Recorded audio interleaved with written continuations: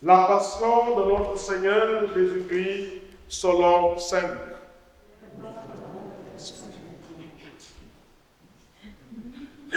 Quand l'heure fut venue, Jésus prit place à table et les apôtres avec lui.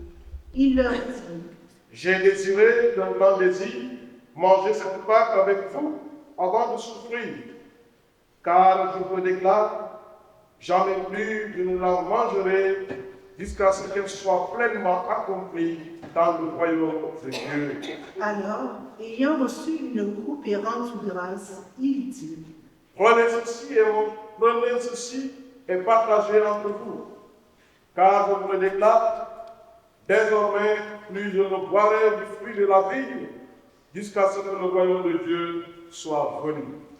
Puis, ayant pris du pain et rendu grâce, il le rompit et le leur donna en disant: Ceci est mon corps donné pour vous. Faites cela en mémoire de moi. Et pour la coupe, après le repas, il fit de même en disant: Cette coupe est la nouvelle alliance en mon sang répandu pour vous. Et cependant, voici que la main de celui qui me livre est à côté de moi sur la table. En effet, le Fils de l'homme s'en va selon ce qui a été fixé. Mais malheureux cet homme-là par qui il est livré. Les apôtres commencèrent à se demander les uns aux autres quel pourrait bien être parmi eux celui qui allait faire cela. Ils en arrivèrent à se quereller lequel d'entre eux, à leur avis, était le plus grand.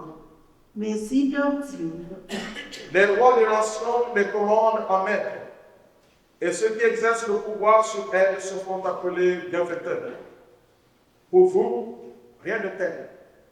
Au contraire, que le plus grand d'entre vous devienne comme le plus jeune, et le chef comme celui qui sert.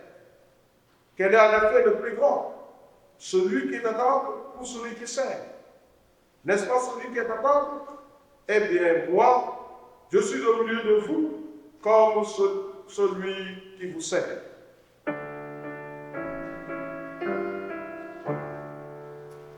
Jésus, mon tu nous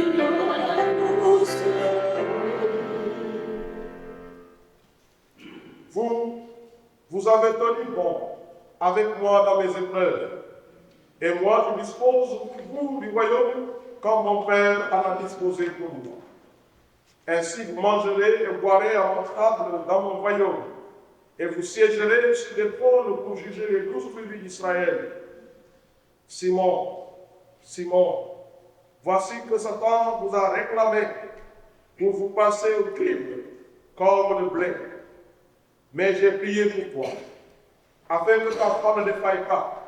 Toi, donc, quand tu seras revenu, affermis tes frères.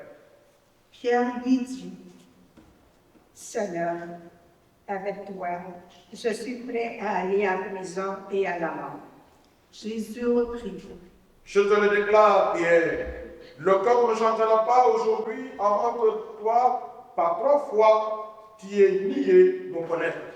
Puis il leur dit: Quand je vous ai envoyé sans bourse, ni sac, ni sandales, avez-vous donc manqué de quelque chose? Ils lui répondirent: Non de rien. Jésus leur dit: Eh bien, maintenant, celui qui a une bourse, qu'il la prenne. De même, celui qui a un sac, et celui qui n'a pas d'épée, qu'il vende son manteau pour en acheter une. Car je vous le déclare, il faut que s'accomplisse en moi ce texte de l'Écriture. Il a été compté avec les ennemis. De fait, ce qui me concerne, va trouver son accomplissement. Ils lui dirent, Seigneur, vois 2 épées. il leur répondit. Cela suffit. Jésus sortit pour se rendre, selon son habitude, au mont des Oliviers, et ses disciples le suivirent. Arrivé en ce lieu, il leur dit, Priez pour ne pas entrer en tentation. puis il s'écarta à distance d'un jet de pierre environ. S'étant mis à genoux, il priait en disant, Père, si tu le veux, éloigne de moi cette coupe. Cependant, que soit faite non pas ma volonté, mais la tienne. Alors du ciel lui apparut un ange qui le réconfortait. Entré en agonie, Jésus priait avec plus d'insistance, et sa sueur devint comme des gouttes de sang qui tombaient sur la terre. Puis Jésus se releva de sa prière et rejoignit ses disciples qu'il trouva endormis, accablés de tristesse. Il leur dit, Pourquoi dormez-vous? Relevez-vous et priez pour ne pas entrer en tentation. il parlait encore quand parut une foule de gens. Celui qui s'appelait Judas, l'un des 12, marchait à leur tête. Il s'approcha de Jésus pour lui donner un baiser. Jésus lui dit, Judas, c'est par un baiser que tu livres le Fils de l'homme. voyant ce qui allait se passer, ceux qui entouraient Jésus lui dirent, Seigneur, et si nous frappions avec l'épée? l'un d'eux frappa le serviteur du grand prêtre et lui trancha l'oreille droite. Mais Jésus dit, Restez-en là. qui touchant l'oreille de l'homme, il le guérit. Jésus dit alors à ceux qui étaient venus l'arrêter, grand prêtre, chef des gardes du temple et anciens, Suis-je donc entendu pour que vous soyez venus avec des épées et des bâtons? Chaque jour, j'étais avec vous dans le temple et vous n'avez pas porté la main sur moi. Mais c'est maintenant votre heure et le pouvoir des ténèbres. c'est un...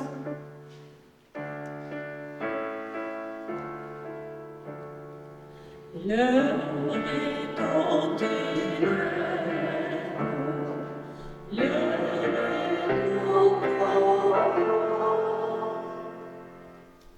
S'étant saisi de Jésus, ils l'emmenèrent et le firent entrer dans la résidence du grand prêtre. Pierre suivait à distance. On avait allumé un feu au milieu de la cour et tous étaient assis là. Pierre vint s'asseoir au milieu d'eux. Une jeune servante le vit assis près du feu. Elle le dévisagea et dit, Celui-là aussi était avec lui. mais il nia. Non, je ne le connais pas. Peu après, un autre dit en le voyant, Toi aussi, tu es le temps. Pierre répondit, Non, je ne le suis pas. environ 1 heure plus tard, un autre insistait avec force. C'est tout à fait sûr que celui-là est avec lui. Et d'abord, il est gagné. Pierre répondit, Je ne sais pas ce que tu veux dire. et à l'instant même, comme il parlait encore, un coq chanta.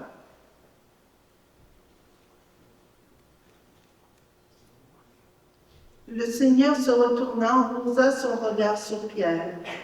Alors Pierre se souvint de la parole que le Seigneur lui avait dite, « Avant que le coq chante aujourd'hui, tu m'auras renié 3 fois. » Il sortit dehors et pleura amèrement.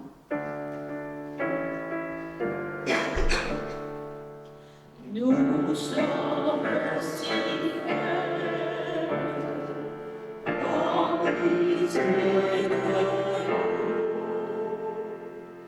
Les hommes qui gardaient Jésus se moquaient de lui et le rouaient de coups. Ils lui avaient voilé le visage et ils l'interrogeaient. Et ils proféraient contre lui beaucoup d'autres blasphèmes. Lorsqu'il fit jour, Se réunit le collège des anciens du peuple, grands prêtres et scribes, et on emmena Jésus devant leur conseil suprême. Ils lui dirent, Si tu es le Christ, dis-le-nous. il leur répondit, Si je vous le dis, vous ne me croirez pas. Et si j'interroge, vous ne répondrez pas. Mais désormais, le Fils de l'homme sera assis à la droite de la puissance de Dieu. tous lui dirent alors,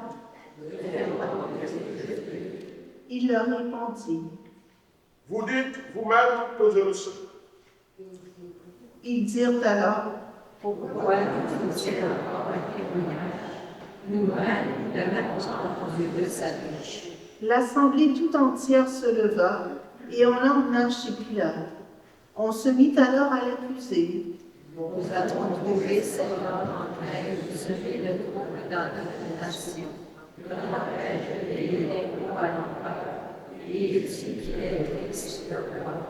Pilate l'interrogea. Es-tu le roi des Juifs? Jésus répondit. C'est toi-même qui le dis.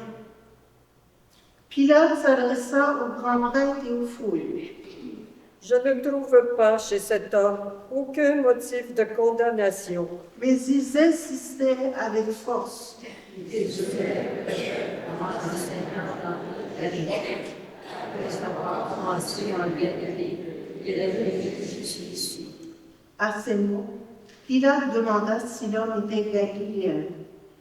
Apprenant qu'il relevait de l'autorité des Roms, il le renvoya devant ce dernier, qui se trouvait lui aussi à Jérusalem en ces jours-là. À la vue de Jésus, Hérode éprouva une joie extrême. En effet, depuis longtemps, il désirait le voir à cause de ce qu'il entendait dire de lui, et il espérait lui voir faire un miracle. Il lui posa bon nombre de questions, mais Jésus ne lui répondit rien. Les grands prêtres et les scribes étaient là, et ils l'accusaient avec véhémence. Hérode ainsi que ses soldats le traita avec mépris et se moqua de lui. Il le revêtit d'un manteau de couleur éclatante et le renvoya à Pilate. Ce jour-là, Hérode et Pilate devinrent des amis, alors qu'auparavant, il y avait une hostilité entre eux. Alors, Pilate convoqua les grands prêtres, les chefs et le peuple. Il leur dit, Vous m'avez emmené cet homme en l'accusant d'introduire la subversion dans le peuple. Or, j'ai moi-même instruit l'affaire devant vous, et parmi les faits dont vous l'accusez, je n'ai trouvé chez cet homme aucun motif de condamnation. D'ailleurs, Hérode non plus, puisqu'il nous l'a envoyé. En somme, cet homme n'a rien fait qui mérite la mort. Je vais donc le relâcher après lui avoir fait donner une correction. ils se mirent à crier tous ensemble.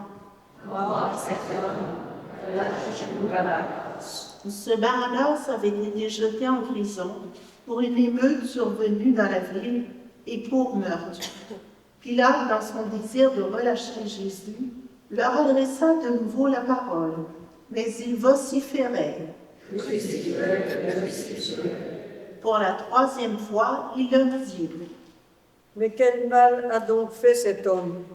Je n'ai trouvé en lui aucun motif de condamnation à mort.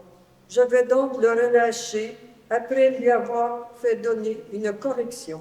mais ils insistaient à grands cris, réclamant qu'il soit crucifié, et leurs cris s'amplifiaient. Alors, Pilate décida de satisfaire leur requête. Il relâcha celui qu'il réclamait, le prisonnier condamné pour émeute et pour meurtre, et il livra Jésus à leur bon plaisir.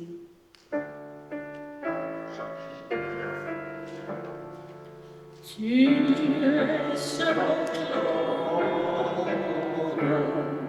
toi,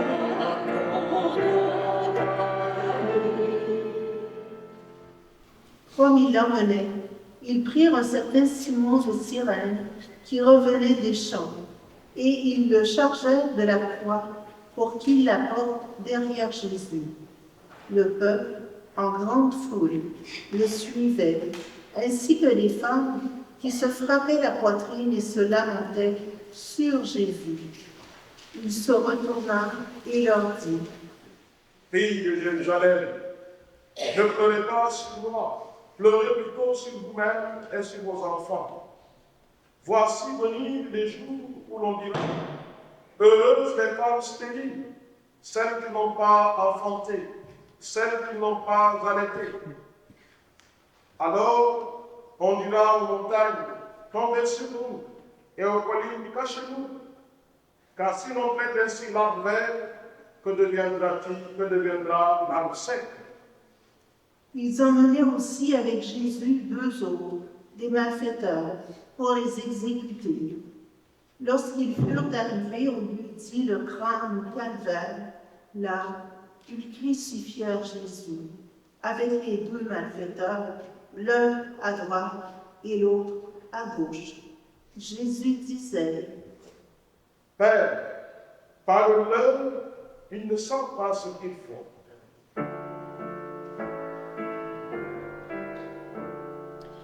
Toi, miséricorde, tu pardonnes.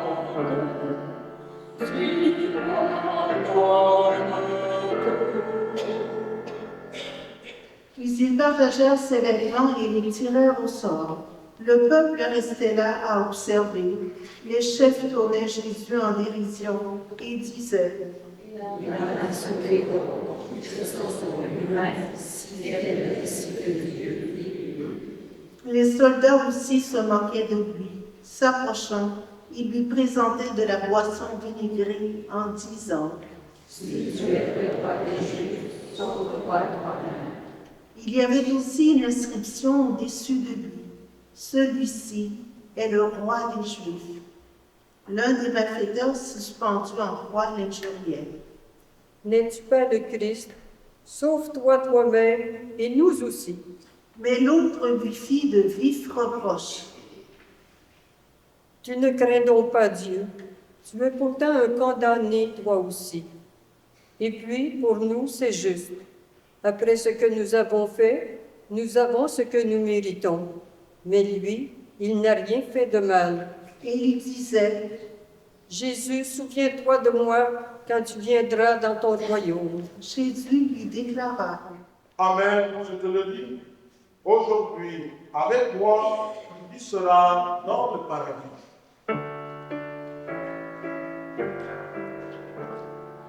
Souviens-toi de nous, Seigneur,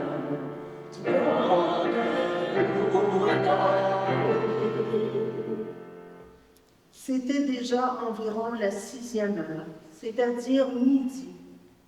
L'obscurité se fit sur toute la terre jusqu'à la 9e heure, car le soleil s'était caché.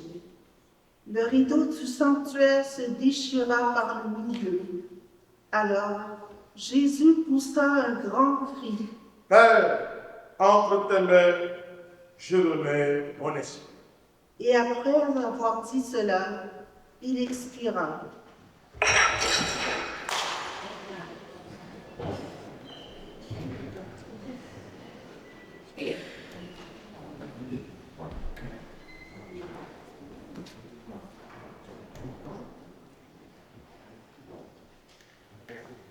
À la vue de ce qui s'était passé, le centurion rendit gloire à Dieu. Celui-ci était réellement un homme juste. Et toute la foule des gens qui s'étaient rassemblés pour ce spectacle, observant ce qui se passait, s'en retournaient en se frappant la poitrine. Tous ses ennemis, ainsi que les femmes qui le suivaient depuis la Galilée, se tenaient plus loin pour regarder. Alors, arriva un membre du conseil nommé Joseph. C'était un homme bon et juste, qui n'avait donné son accord ni à leur délibération, ni à leurs actes. Il était d'Arimathie, ville de Judée, et il attendait le règne de Dieu. Il alla trouver Pilate et demanda le corps de Jésus.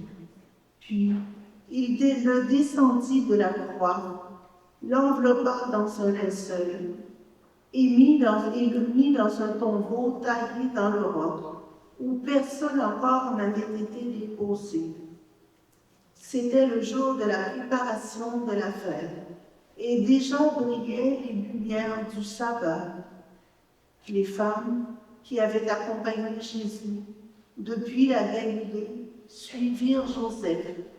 Elles regardèrent le tombeau pour voir comment le corps avait été placé. Puis, elles s'en retournèrent et préparèrent aromates et parfums. Et durant le sabbat, elles observèrent le repos prescrit. Parole du Seigneur. Jésus, tu roses,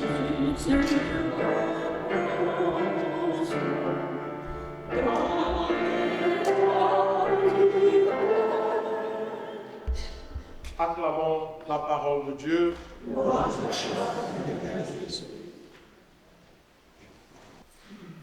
Nous venons d'écouter ce grand récit de la passion de notre Seigneur Jésus-Christ selon l'évangéliste Luc. Et je voudrais partager avec vous, méditer avec vous, ce récit en regardant certaines catégories de personnes. Je voudrais qu'on puisse regarder comment ces catégories de personnes ont vécu la passion de Jésus. Quelle a été leur réaction? Arrêtons-nous d'abord sur la personnalité de Pierre et des disciples. Nous l'avons entendu tout à l'heure, ils ont accompagné Jésus au bord des Oliviers. Alors que Jésus ressent angoisse et tristesse devant sa mort imminente, eux, ils s'endormaient paisiblement. Et pourtant, il leur avait donné cet avertissement. Veillez pour ne pas entrer en tentation. Sans doute une manière pour eux de fuir la dure réalité qui s'annonce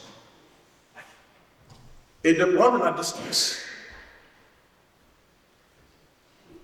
Jésus les avait pourtant invités par 2 fois à veiller et à prier. Bien, chers frères et sœurs, qu'est-ce que cela?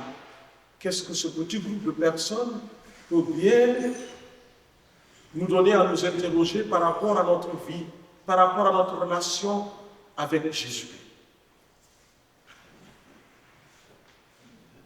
Quelquefois aussi, nous avons de prendre la distance par rapport à Jésus, en sombrant souvent dans d'autres croyances, dans d'autres pratiques, ou même dans l'indifférence.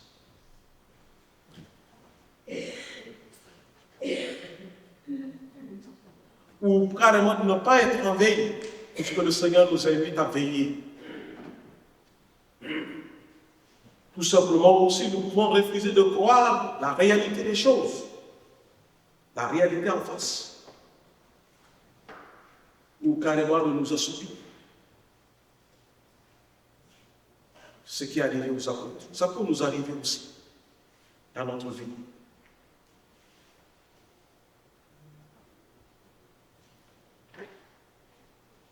Pierre, fougueux qu'il était, nous notons qu'il a été très fragile devant le simple femme, devant les simples individus. Il a été très fragile. À la limite, je dirais même qu'il a été très peureux. Parce qu'il n'a pas osé affirmer qu'il connaît Jésus. Je ne connais pas cet homme, pas 3 fois. Et se rappelant ce que Jésus lui a dit, que 3 fois, le coq chanterait avant qu'il ne les renie. Et qu'est-ce qu'il a fait? Il pleure. Il nous arrive aussi de nous pleurer sur nos méfaits, sur tout simplement nos erreurs, nos décisions, nos mauvaises décisions. Quand souvent nous prenons de mauvaises décisions, au bout nous regrettons fort, nous pleurons sur nous-mêmes. Peut-être qu'ils n'avaient pas compris. Et pourtant, quand les chefs des prêtres, des soldats sont arrivés, ils avaient commencé déjà à soulever leurs épées pour faire la guerre. Et devant ces simples femmes, il n'a pas osé. Il n'a pas osé aller jusqu'au bout de ce qu'ils avaient commencé au jardin des Oliviers, parce qu'il avait déjà frappé le chef en lui coupant l'oreille. Mais Jésus lui pardonne et lui confie la conduite et les premiers pas de l'Église. Nous le verrons plus tard. Quand Pierre va comprendre le grand mystère de la croix de Jésus, parce qu'il ne croyait, il ne comprenait pas ce grand mystère de la croix de Jésus. Oui, chers frères et sœurs, quelles que soient nos faiblesses, quels que soient nos reniements, quelles que soient nos infidélités, nos manques de foi, l'amour du Seigneur est infini pour nous. L'amour du Seigneur est infini. Nous pouvons toujours revenir vers lui, et le temps du carême nous a été donné pour cela, pour que nous revenions au Seigneur, pour déchirer notre cœur. Au nom de cette miséricorde que le Seigneur nous porte. Car c'est ton Père, lui, Dieu est ton Père, de plein de miséricorde, qui relève et garde toujours sa confiance en chacune d'entre nous. Il garde toujours sa confiance en nous. Comme il l'a fait pour Pierre. L'ayant renié, mais le Seigneur l'a plus aimé davantage. Il lui a confié de grandes responsabilités parce qu'il a pris conscience de sa fragilité. Oui, c'est dans notre fragilité que le Seigneur nous donne plus. Si nous reconnaissons ses fragilités, nous le laissons agir dans notre vie pour nous la transformer. L'autre figure qui m'impressionne dans ce texte, c'est la figure de Simon de Cyrène. Il ne s'est pas levé pour aller prendre, aider Jésus à porter la croix, mais plutôt, on l'a choisi. Il a été contraint à porter la croix. Cet événement s'impose à lui, mais il devient l'aide et le serviteur de Jésus souffrant. Mes frères et sœurs, nous aussi, nous ne choisissons pas toujours ce qui nous arrive.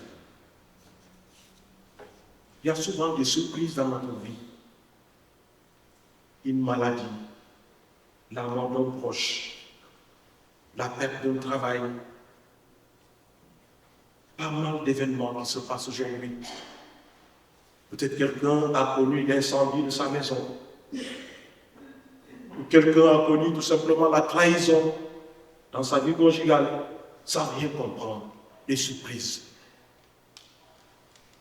Voilà ce qui nous arrive. Et on ne comprend pas pourquoi. Il y a aussi l'abandon, les blessures, la solitude. Tout cela pour nous arriver. Serons-nous le serviteur de l'homme ou de la femme en détresse, à l'image de Simon de Cyrène? Saurons-nous être disponibles pour aider celui-là, qui a besoin de notre main, qui a besoin de nous, qui a besoin d'une parole, qui a besoin d'une présence? Saurons-nous nous rendre serviteurs de ceux?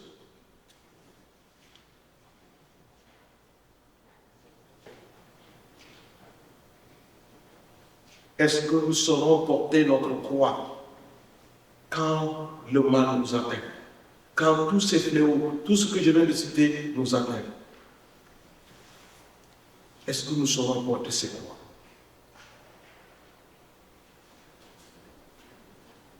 Et la dernière catégorie de personnes qui m'impressionnent, et qui attire aussi notre attention par rapport à ce que nous vivons aujourd'hui.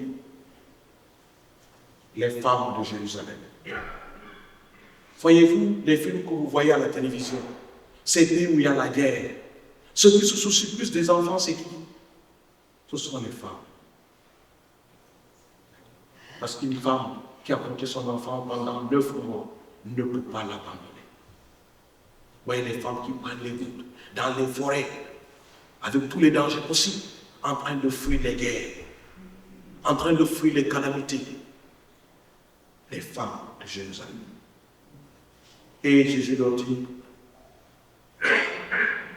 criez pour vous-même, pensez à vous-même, pensez aussi à vos enfants.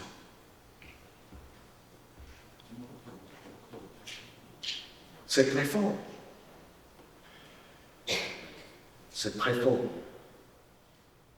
On imagine la souffrance et les pleurs de ces femmes qui ont tenu à accompagner Jésus au Calvaire. Et jusqu'au-delà du tombeau, parce qu'elles seront les premières à aller conserver, à aller voir, pour préparer les aromates, comme d'habitude, pour ce qui est de la coutume des Juifs. Elles seront toujours là. À la résurrection, elles seront encore là. Toujours là. C'est que la femme, elle est toujours vigilante. Et aujourd'hui, je prie le Seigneur pour qu'elle continue à vous donner cet élan-là. Toujours la vigilance. Toujours prête à agir, à anticiper. Voilà. Ça, c'est vraiment une qualité de vous, les femmes. Toujours prête à anticiper. Et ce que nous voyons aujourd'hui. Oui, frères et sœurs, nous sommes invités aujourd'hui, en suivant Jésus dans cette passion. Nous sommes invités à tenir bon. À tenir bon dans les moments d'épreuve. Ce n'est pas le moment d'avoir peur, ce n'est pas le moment de reculer. Oui, tenir bon dans l'épreuve et espérer des lendemains meilleurs. Que le Seigneur est là, il ne nous abandonne pas. Il marche tous les jours avec nous. Quel que soit ce que nous endurons, il est là. Alors, amenons-nous de courage pour marcher à la suite du Christ jusqu'au calvaire, là où il sera pendu, là où il va mourir. Et nous continuerons aussi à le suivre jusqu'au tombeau, là où il va surgir pour nous donner la vie. Que cette vie atteigne chacun d'entre nous, pour que nous puissions faire fructifier en nous les grâces de la résurrection du Christ que nous fêterons le dimanche prochain. Amen.